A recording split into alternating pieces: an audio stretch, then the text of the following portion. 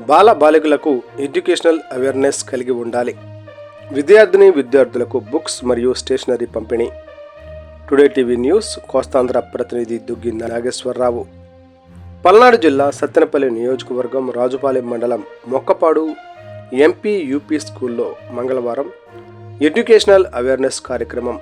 ఈ కార్యక్రమాన్ని new way to life Asara charitable trust మరియు ఆదరణ చారిటబుల్ ట్రస్ట్ ఆధ్వర్యంలో మంగళవారం నిర్వహించారు.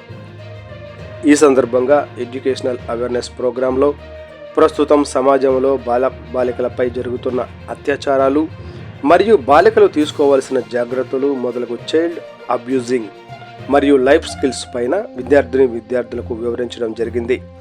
అనంతరం బాలికలకు స్టేషనరీ పంపిణీ చేయడం జరిగింది. Society director doctor K Indrasena, K Joshua మరియు హోప్ టు హోప్లెస్ ఫౌండేషన్ అధినేత కొమ్ము రవికుమార్ గారు, MPP school headmaster Kothapalli Rattaiah గారు, UP school headmaster Guntagani Nageswara Rao గారు మరియు ఇతర విద్యార్థులు, అధ్యాపకులు పాల్గొన్నారు.